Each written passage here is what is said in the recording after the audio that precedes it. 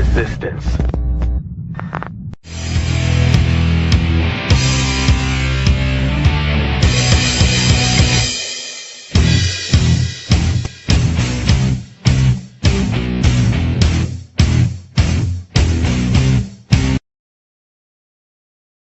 Good evening, everyone, and welcome to Tinman TV. I, of course, am your host, the cold, heartless son of a bitch himself, Tinman Chris Sheldon, your white rabbit taking you down the rabbit hole once again.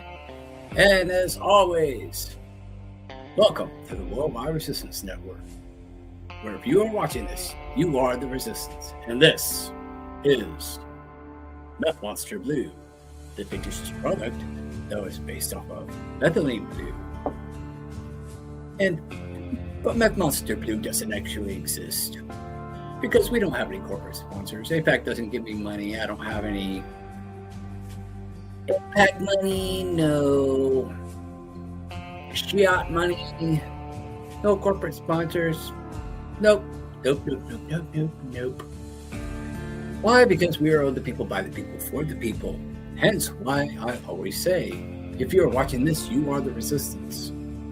Because it's all for, by, and about you. Everything you see, these microphones, the system we're using, the banners, everything is because of you.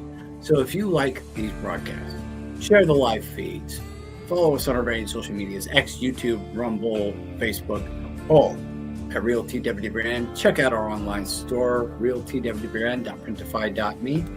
And of course, join in the conversation. Comments are now enabled. And tonight's topic is Civil War.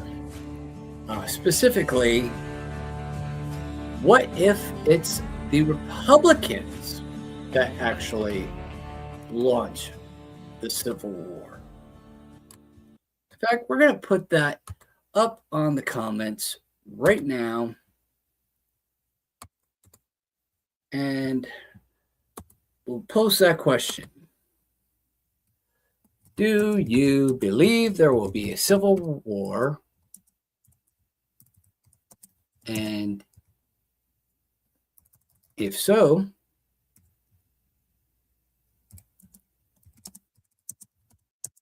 who will start it? Okay, that'll be our first question for the night.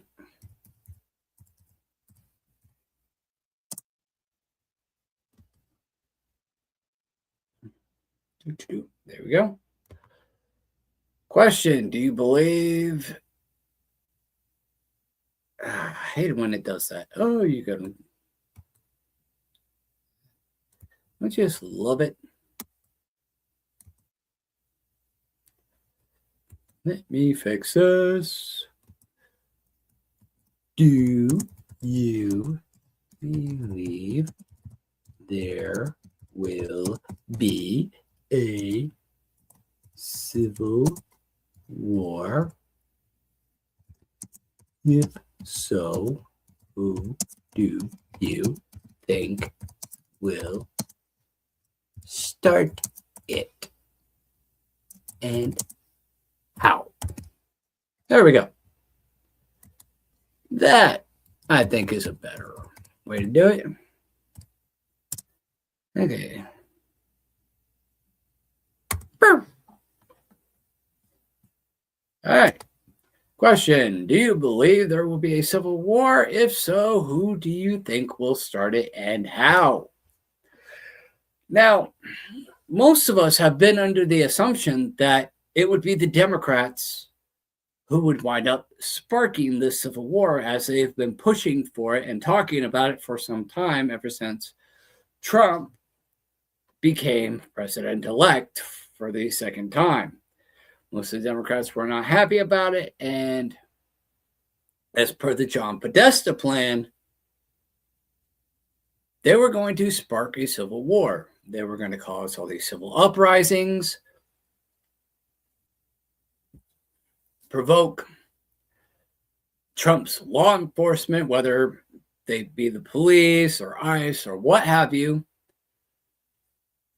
to violence to such a degree that it would essentially justify the left seceding from the Union, all blue states seceding from the Union, and kicking off a civil war with the United States in an attempt to overthrow Trump.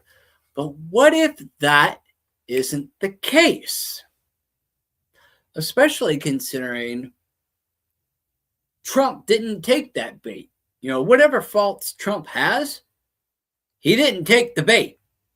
He didn't buy into the dynamic and walk into the bear trap. He didn't do it.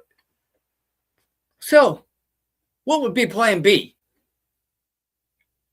Well, what if it's the Democrats that win the midterm and maybe even the next presidential election, controlling the House, Senate, and the executive branch? Pretty much eliminating Republicans from the equation. If the Democrats ran it all, would the Republicans then secede? Would the red states secede and go against the democratically run government of the United States? And that's worth investigating because, again, the initial John Podesta plan was very clear. Trip Trump up, get him to cause mass deaths by way of ICE or military or general police, by killing large amounts of minorities or Hispanics, or even just African Americans, and or at least make it look like that's what happened, and then blame Trump, blue states secede, and go to war with the United States in an attempt to overthrow Trump and gain some semblance of control back in Washington. But what if, come the midterms, the Democrats accomplish that goal without any bloodshed? What if they get the House back and the Senate back, controlling both the House and the Senate? Well, that stands to be a real possibility, especially right now with the Iran conflict and Trump constantly gaslighting everybody and pretending that everything's fine and he doesn't care about the plight of the American people. He's a wartime president. You know, shame on you for bitching about the cost of a $20 burrito, blah, blah, blah, blah, blah. Him and his administration are pretty much handing the midterms to the Democrats and possibly even the next presidential election. Because I don't see J.D. Vance being that popular of a candidate, especially considering Donald Trump. So I would argue that come the next election cycle, you're going to have a strong possibility that it's going to be Democrats who run the House, Senate, and executive branch. And at which point, there's going to be no opposition to anything these people want to do. Open borders, gun control laws, social credit scores, you name it. Everything the globalists wanted, they could essentially get. Now, Trump has effectively been a globalist puppet and is leading us towards an economic collapse with this war. Now, if Democrats get back into power, they're not opposed to all these things that Trump was opposed to. So they'd probably get us back into all these world organizations and the Paris Accords and all of that. At which point, it's just retightening that grip. And even if they didn't, if you even just take the globalist agenda out of it, the fact that Republicans have no power in Washington whatsoever, no control of the House, no control of the Senate, no control of the executive branch, they pretty much would be outed at that point. There would be really no checks and balances. It'd be a fucking free-for-all for the Democrats, and the Republicans would have no power whatsoever. And with a large majority of the country being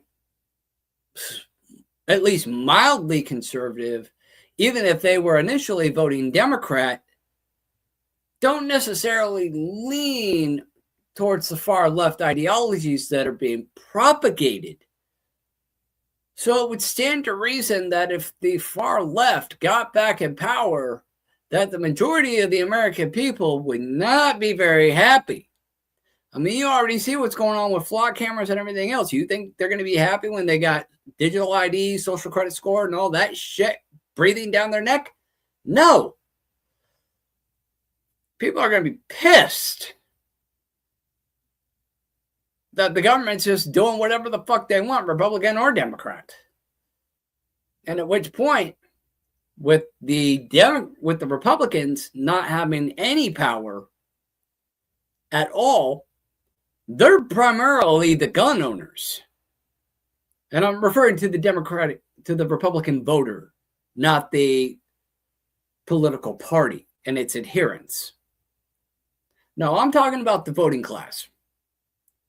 The Republican voters, and even, some of the bipartisans, maybe some of those who identify with the other party, whether the Tea Party or the Green Party or whatever, or weren't as far left as the left would like, and didn't like the way the left and the Democratic Party was going. That's a lot of pushback. There's your numbers to justify fighting a war that you actually stand a chance of winning. Because again, most of your military are conservative. And even those bases in Democratic states, that would still give Republicans and conservatives a good stronghold in enemy territory.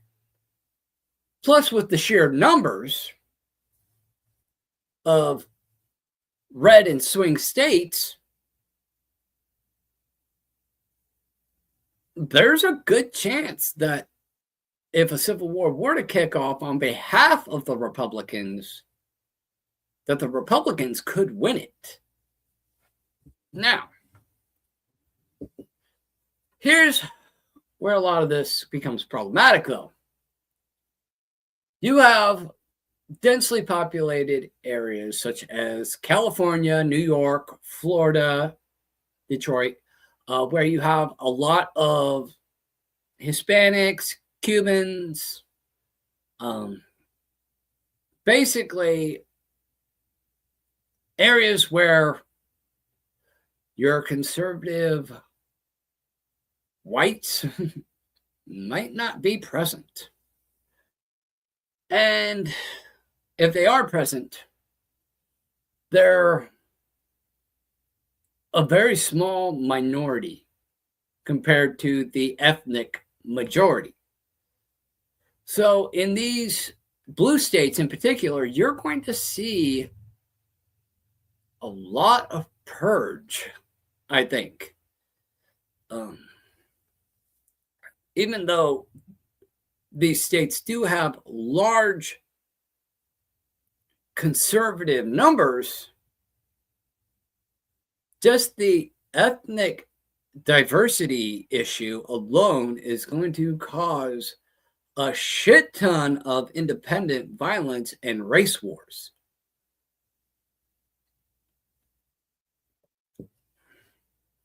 So you figure areas like California, New York, Florida, Detroit, Chicago, Georgia,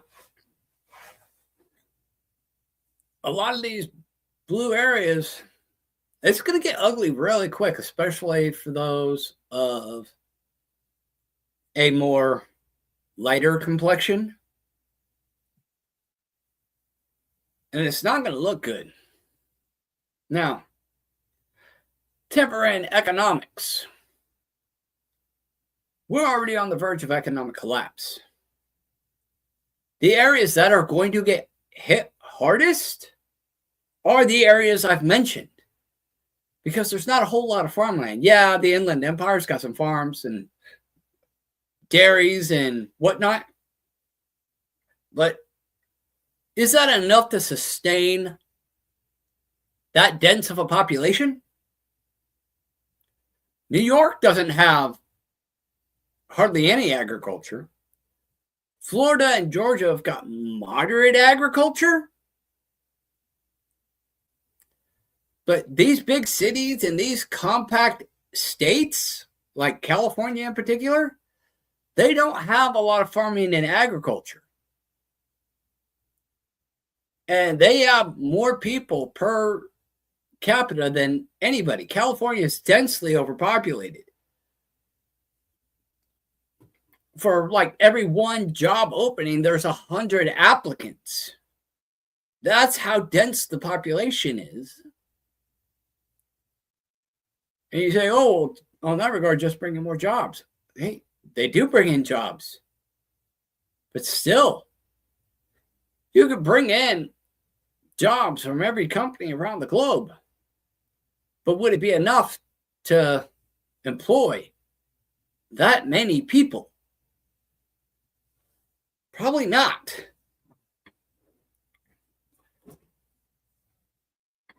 And when you get back to agriculture,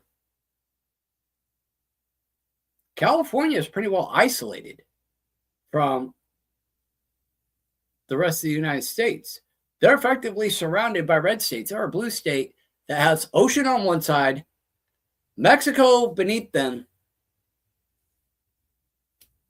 and are surrounded by conservative states. They're isolated. They've got their back against the wall. You got the ocean and you got a shit ton of red looking right at you. Supply lines ain't going to be shit. And let's not even go on about Hawaii. Man, they're totally isolated. That'll be no bueno for them.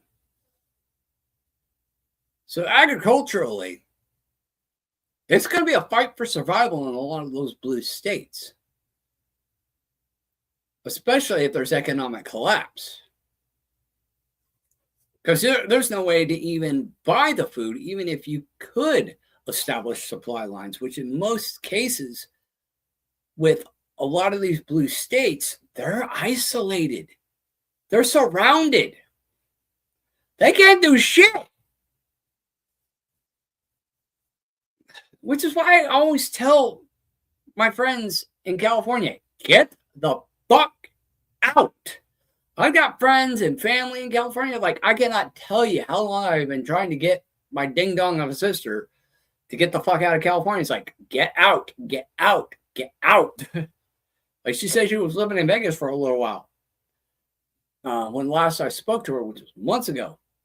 And then she went back to our hometown of Hemet, California. I'm like, why the fuck would you go back there? At least in Vegas, you have a chance. You know, there's opportunity to find a job. Okay, why would you go back where there is nothing? Okay, there is cow pastures. You ain't a ranch hand. You ain't a ranch hand, honey. And it's like that with a lot of people. I talk to the people I know out there, whether they be friends or family. It's like, guys, get out. I can't because of family or job or school or career or this or that. And I can understand that. I got people begging me to come back to California. But, I got roots here. But the difference between me going back there and them leaving California, California is a shithole. Where I live is not. Okay, there's agriculture here. There's jobs here. There's not overpopulation here. Okay? There is adequate chance for survival in areas like where I live. Whereas California, not so much. Okay? Let me explain it to you. In terms of opportunity and survival and growth,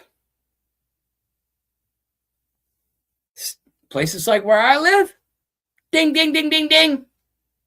Places like California,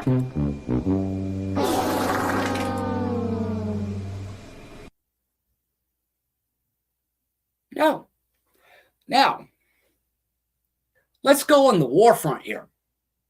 Okay, we've got the conflict with Iran because of Israel. Yeah, I'll say it.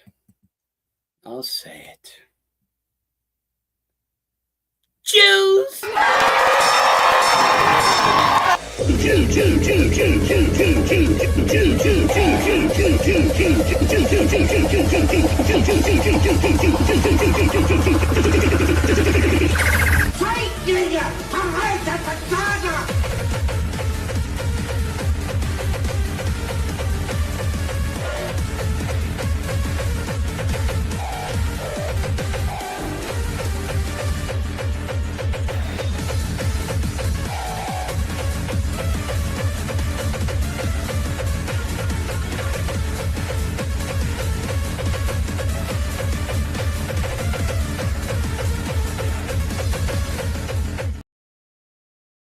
Yeah, I said it.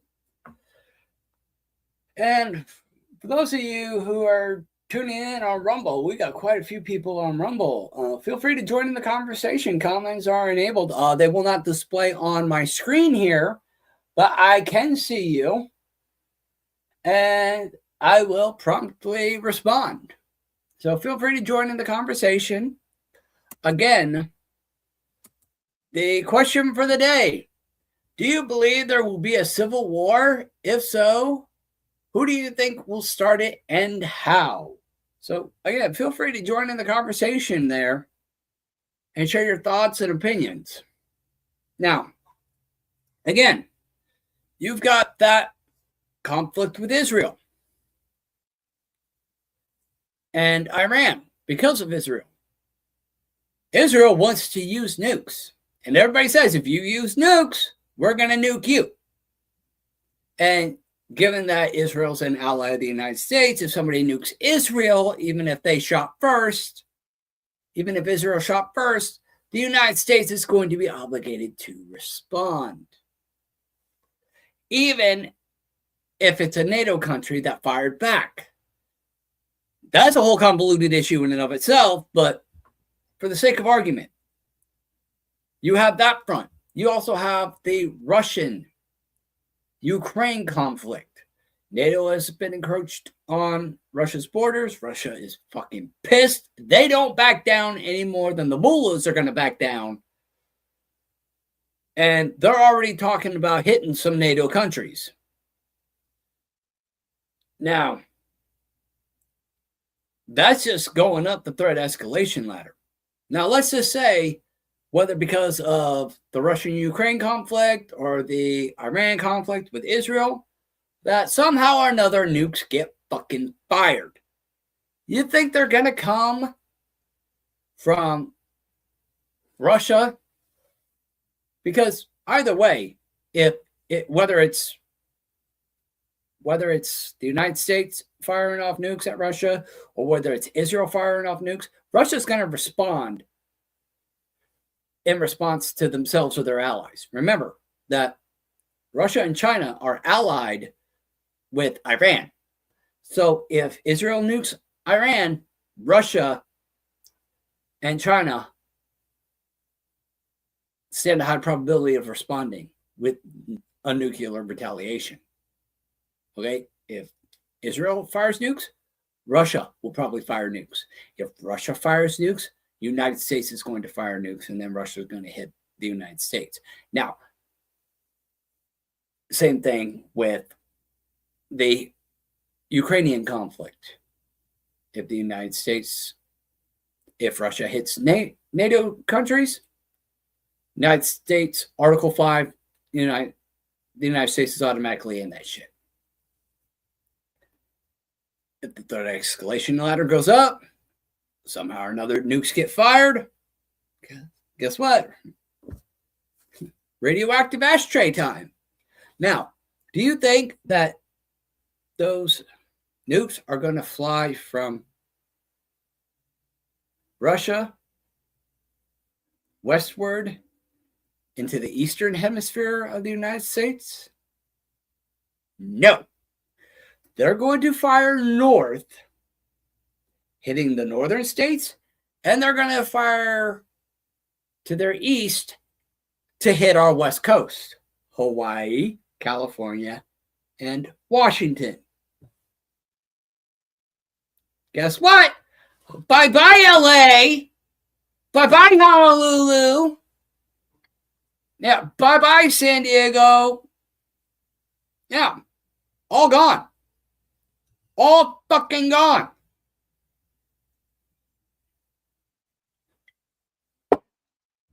California and Washington State and some of the northern territories, including Canada, they're fucked. The Midwest and the South and the eastern coast are far less likely to get hit, just based off their geographical location. Okay? Because it's far less distance to shoot north and hit the top of the United States, or to fire east and hit Honolulu, California, and Washington. Okay? Hawaii as a whole. Sorry. So, California and many of the northern states are cooked. Inland, the Midwest, the South, East Coast have a moderately fighting chance. Moderate. I'm not saying it's impossible for them to be hit, because it is very much possible they could be hit. But they're far less likely to be hit than those bordering states along the Pacific coast and the American-Canadian border. Okay? Yeah. So, yeah, so it's not going to be good juju. And the only justification to stay in California for that point would be the close proximity to Mexico, because most people could flee south into Mexico and be relatively all right and avoid, being caught up in the blast zone or even the fallout. But that's not going to be everybody, especially if the alarm sound and you got all those people trying to flood to the border. Everybody from San Diego, Palm Springs, Riverside, San Bernardino County, trying to flee into Mexico. Yeah, it's probably not going to work out too well. I'd wager a small handful of people would probably get into Mexico. But most probably wouldn't. Most wouldn't be able to. And that's provided you even had time. And let's face facts. Once somebody pushes that big red button, you're out of fucking time. So maybe a small handful of people might make it into Mexico. I don't know that it would do much good. You know, maybe a smaller percentage of that handful would probably make it out of the primary blast zones and maybe away from the fallout. But that's a long shot. That is a long shot. And then you figure from the Inland Empire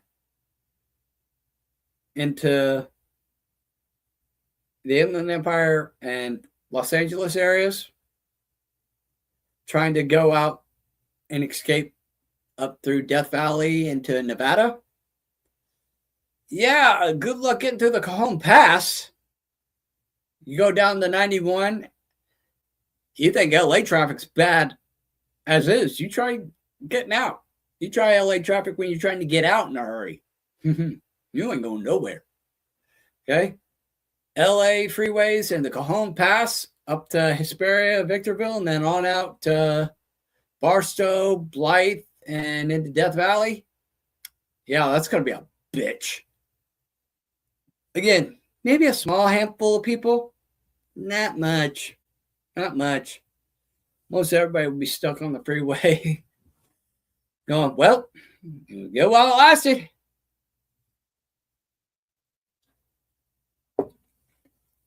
I mean, probably the best way out would probably be gunning it from Palm Springs to Arizona. Can't say how successful that might be, but it's a relatively straight shot. Not a whole lot of traffic in or out. You know, most people probably living in the Inland Empire, San Bernardino, Riverside County area, you know, particularly, you know, Palm Springs, Cabazon, Banning, Beaumont areas. Hemet, San Jacinto, maybe. Yeah, they could probably get out, maybe, provided they got the time. But again, once that big red button's been pushed, how much time do you got to get the fuck from the IE to the California-Arizona border? Probably not much, considering that'd be a good 5 hours, but at least 3 hours minimum from Palm Springs to the Arizona border. So again, California ain't the place you ought to be, so load up the truck and get the fuck out of Beverly. Because if shit goes down in every possible scenario, California is a shithole. It's already a shithole, but it's really going to be a shithole if shit goes down. Economic collapse, civil war, nuclear war. And let's face facts, if the United States is in the middle of a civil war on its home front, what better time to attack the United States than when they're caught up in a bunch of infighting? When they're distracted fighting amongst ourselves, our enemies could just come in and be like, opportunity. Yeah. No bueno, guys. No bueno. And even just an economic collapse.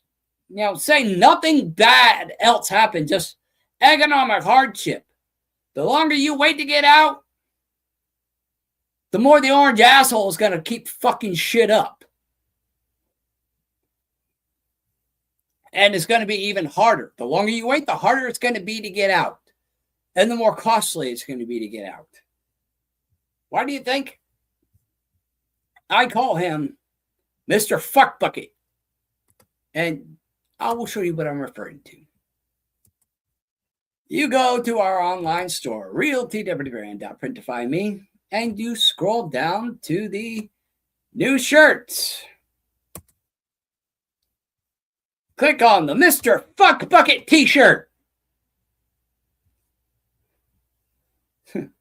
The orange asshole made it look like the Mr. Bucket toy from the 1990s. So if you grew up in the 90s, you know what Mr. Bucket is. Forget Mr. Bucket, say hello to Mr. Fuckbucket. Why? Because he's a fuck bucket.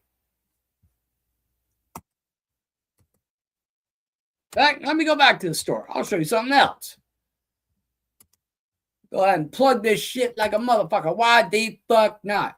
And just for the record, we got the Obama I Like Rabbits shirt. Redone, remastered, based off of one of our original videos, the Obama cartoon interview. You can go ahead and find that on our YouTube channel. We relaunched that shirt because I don't pull no punches. We're not Republican or Democrat. You know, we're free-thinking Americans. But you really want to throw some punches at Trump? Everybody loves those gas stickers, right? Here's mine. If the prices go up, they go up. He said it. He actually said that shit. This isn't a whole, I did this bullshit. No, he actually fucking said this. So yeah.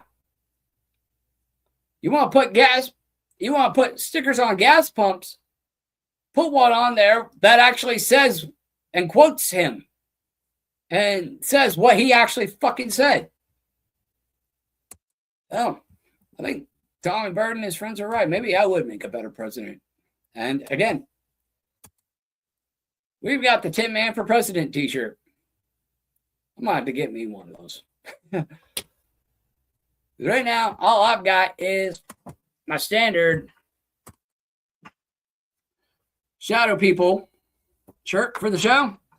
I think I'm going to go ahead and order me one. I'm going to go ahead and get me a Tinman for President t-shirt. I'm going to sport that like a motherfucker. Why? Because I can sure as fucking do a better job than the orange asshole. I can tell you that right now. So go ahead and check out our online store. Tons of great merch. Go ahead and have a look. See what all we got there. There's something there for everybody. And in the meantime, I will be right back. I gotta go party. So when we come back, we'll dive more into the dynamics of what a civil war would look like. Coming back on the other side.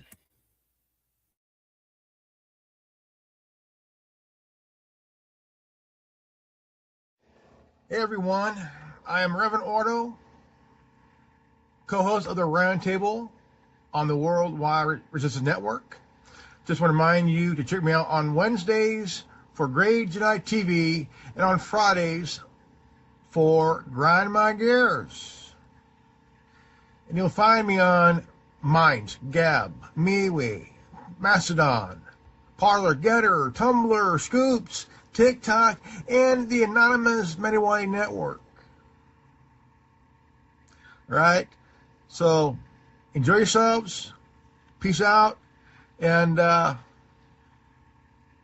these nuts.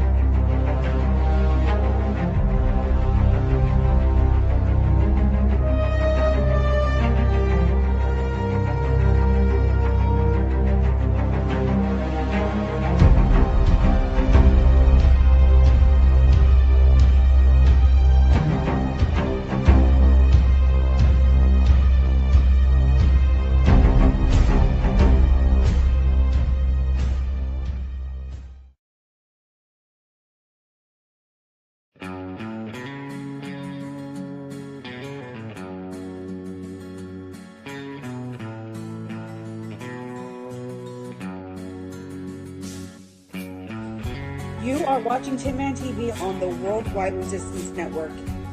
If you are watching this, you are the resistance. Yes, everybody, this is Tinman TV. Welcome back. I, of course, am your host, Tinman, cold heartless son of a bitch himself, Chris Sheldon with the Worldwide Resistance Network. If you are watching this, you are the resistance. And if you are just now joining us, we have been discussing the prospect of civil war. We covered the dynamics of what would be the fallout of a civil war, such as the economic factors, agricultural factors, civil unrest amongst ethnicities, as well as opportunistic advantage to our enemies. And this would be based off the idea that we go to civil war. Now, again, if you're just now tuning in, most of us were under the assumption that if a civil war was going to spark off, it was going to be the Democrats in response to Trump getting caught up in his own dumb shit because of John Podesta plan, so on and so forth. But what if that's not the case? What if that didn't pan out? What would be the plan B? Or what if that was never plan A? What if plan A was get control of the House, Senate, and executive branch, and then trigger the Republicans to start a civil war? Now, realistically, what would that look like? How would that happen? Now, Trump has pretty much handed the midterms to the Democrats in terms of the House and the Senate. Unless there is a huge upset, it is looking like everybody's going to wind up going to the polls and voting Democrat, at which point the Democrats will hold the majority in terms of the House and the Senate, and will pretty much bring a grinding halt to this administration, to Trump's administration. He will not be able to get a damn thing done. And he effectively will be vetoing everything that they try to do. And then they will take their majority and push it through regardless. At which point, MAGA is going to be up in arms. The Republicans, and I'm talking about the voters here, and the Democrats who aren't far left, who aren't liking the way their party is going, and the independents, all these people are going to be like, we don't have a voice. So it's just going to happen. Those fists are going to be clenched. Now, what's going to happen when those people who already don't feel like they have a voice are just shown definitively that they don't have a voice? And you have a government, whether Republican or Democrat, in this case, Democrat, is just going with their own agenda and it's being like, nah, you can't do shit. I'm God now. Okay, there's no check and balance. If there's no more check and balance, it's a free-for-all. And if it's a free-for-all and there's no checks and balances, fuck the people. If you have the power, run with it, right? That's how it would be. And they've already circumvented a lot of the power of the people. It used to be back in the day, if a politician fucked up, whether it be local or state level or federal, if a political figure fucked up, it was their ass. And I'm not just talking about the end of their career as a politician. No. At the very least, at the bare minimum, they would be rode out on a rail or tarred and feathered. And if they're lucky, that's if they're lucky. That's if they were lucky. In most cases, many of these people in the past who have been caught up in corruption wound up dead. They and their families wound up dead or damn near beaten to death. Like the fear of God was in these people. That was the ultimate check and balance. If you fucked up as a politician, you didn't have to worry about re-election because you were probably taking a dirt nap. Okay? The fear of death and violent reprisal against you and your family is what kept these politicians honest. But they circumvented that. Now, what happens when the people figure out that you can't trust your government to act in your interest and they're going to fuck you over and you have no power and no say save to get violent? Violence? Okay. Yeah, the president may have a security detail, but congressmen and senators don't. Governors don't. Mayors don't. Elected sheriffs and local city officials don't. Yeah. You can walk right up to any one of their front doors and pop, pop, pop. No, I'm not advocating for violence, but this is the reality of the situation.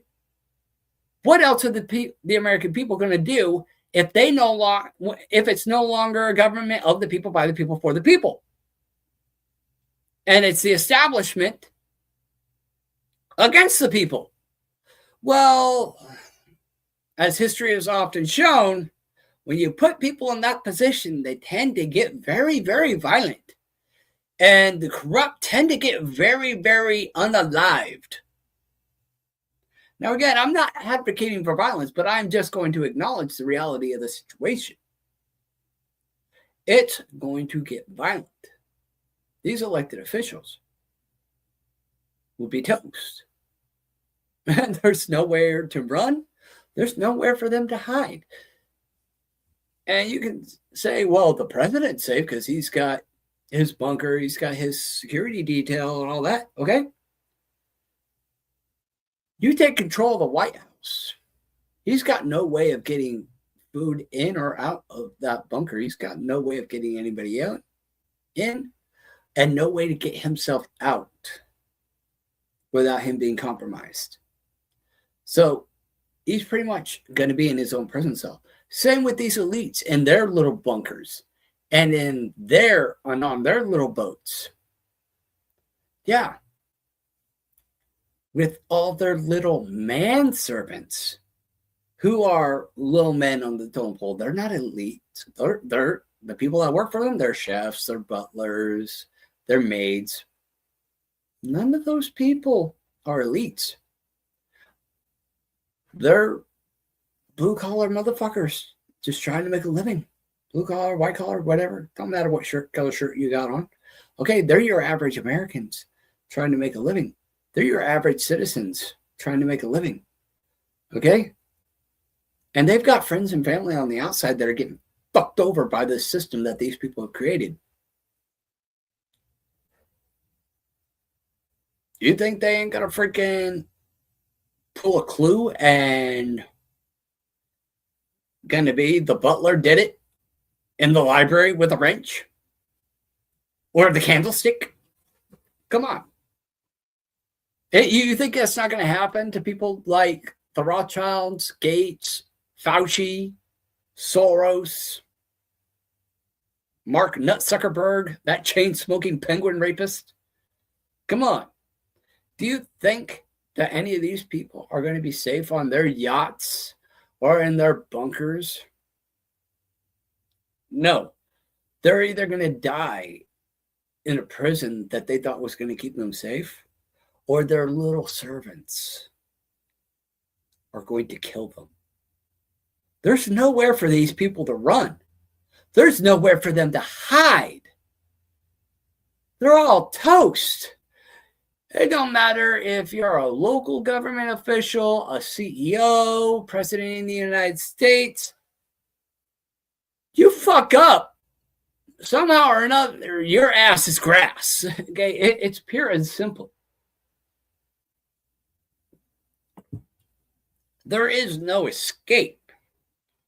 And if nuclear holocaust happens, then the entire structure of the rule of law goes out the fucking window. And you want a good analogy of that? There you go. Check out this little video, this little AI video of Alex Jones. Okay? This will be the rule of the law if civil war happens and even nuclear war happens. Okay? We're gonna go back to feudalism, and it's gonna be warlords, and the rule of law and the law of the land is going to play out like this. We need to go now. The deep state is scraping our signals. They're eating the babies. No time to explain. Yep. Right out the damn window. Why? Because the orange man just keeps fucking up. Why must you fail me so often? And who's to say we're not already on that path? I mean, check this out. This is from a while back. InfoWars used this, or not.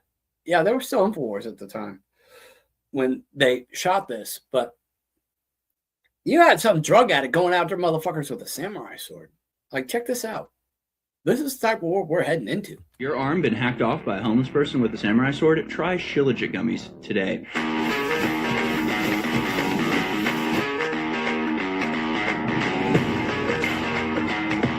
A guy in Venice Beach just got his arm nearly hacked off by some tweaker with a samurai sword.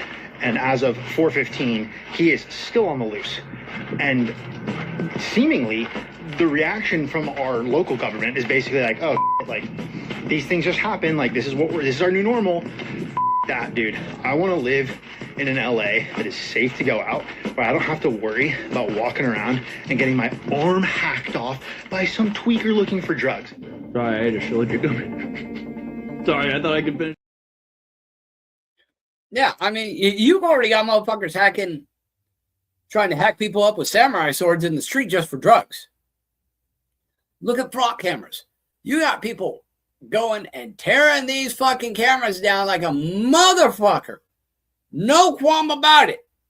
No fucks given. You think we're not heading that direction? You think we're not heading to that direction? To where politicians will be tarred and feathered in the street, rolled down on rails, or hello, Jesus. You know, that they're not going to have a coming to Jesus moment when faced with the Grim Reaper. And it's not going to be the old... Good day, I'm Bob the Necromancer, and today we're doing an unboxing. Yeah. It's not going to be good, guys. It really isn't going to be good for these politicians and these elites.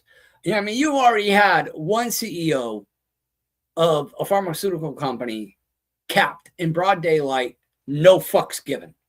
Okay, the guy was recently found guilty and all of that. Okay, that trial just recently wrapped up. Okay? People around the globe are getting to the point where no more fucks are given. Okay? The rule of law, people just aren't given that much of a fuck anymore. Okay? Right and wrong are becoming subjective. And all these rules, they can impose all the rules they want. People just ain't giving a fuck anymore. People are tired and they're pushing back. You got the flock cameras. You've got issues with people going nuts with samurai swords. Hey, you've got how many hits on Trump now? How many attempted assassination attempts on Trump? You've got these mass shootings happening.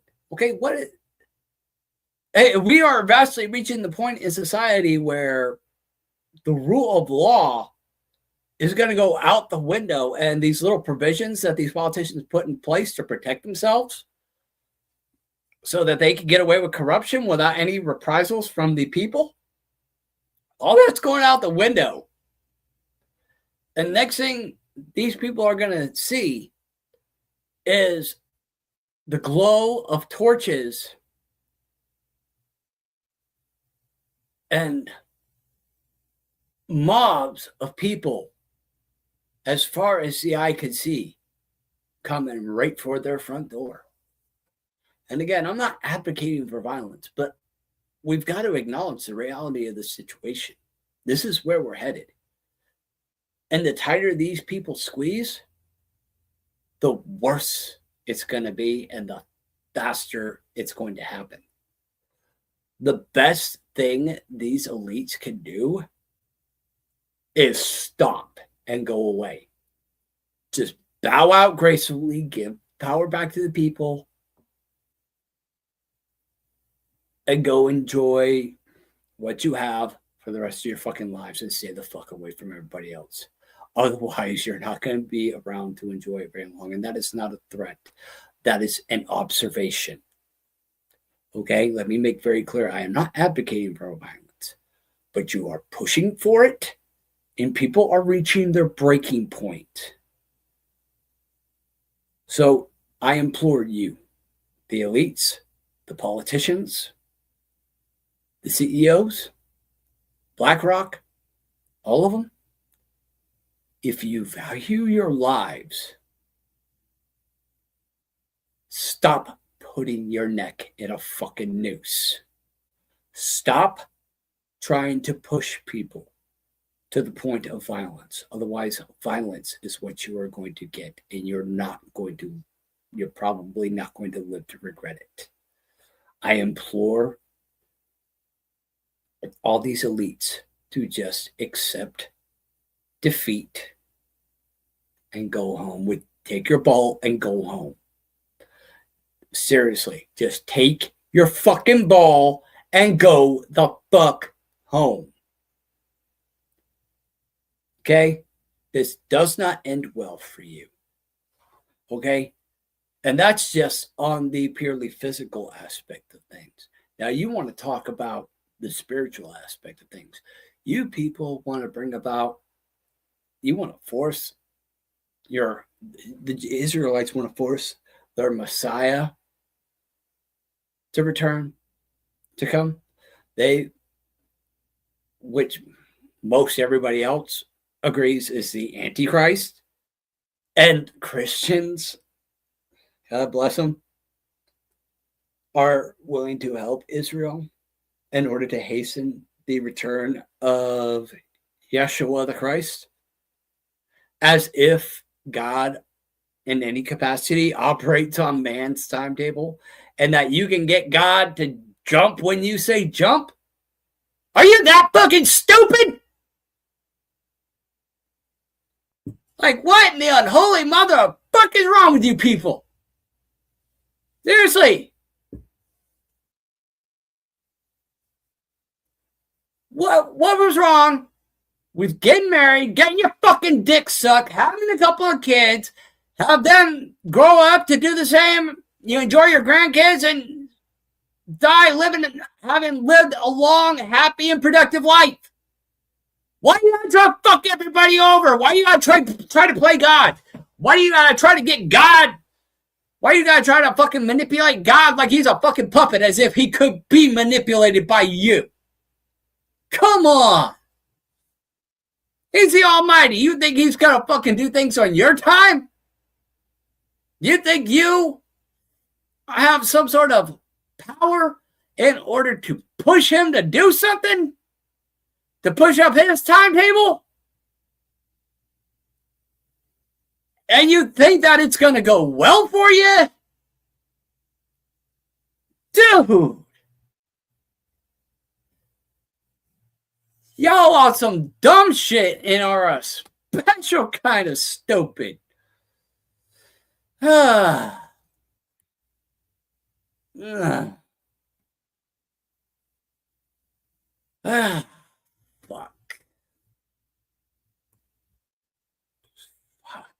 Motherfuck, noise. On that note, I'm just going to put the turkey in the oven, guys. I've really got no more to add to this. I mean, we pretty much covered every given angle that you could possibly cover.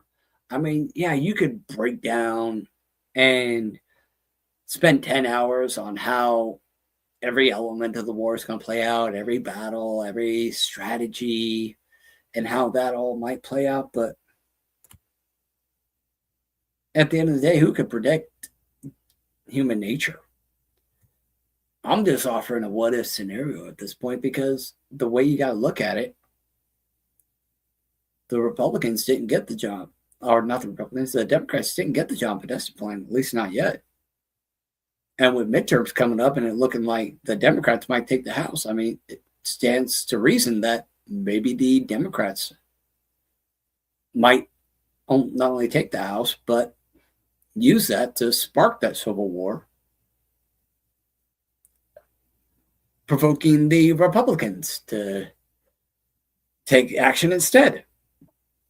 So, on that note, I'm just going to leave that with you guys. A little bit of food for thought, something to think about throughout the week. And on that note, again, I'm just going to go ahead and put the turkey in the oven, guys. Been doing this for over an hour. Fairly thought-provoking conversation. If this video has resonated with you and you feel that it's warrant sharing with others as a good warning, if nothing else, please share the retransmission. Keep the conversation going in the comment section. Even when we're not live, we'll still engage with you. So share your thoughts, opinions, whatever in the comment section. I'll hit you up. Reverend will hit you up. Connor will hit you up. No problem. And on that note, tune in tomorrow on the Anonymous Republic Network for our good buddy Reverend Ordo and this week's episode of Grey Jedi TV. That'll be about 6 p.m. Central Time. And I believe it'll be Friday where he does another episode of What Grinds His Gears. And this next Monday, the Political Roundtable, 8 p.m. Central Time. So until then, stay strong, stay safe. God bless you. Keep you all. And if you're watching this, you are the resistance. If you can hear this, you are not alone. This is the resistance.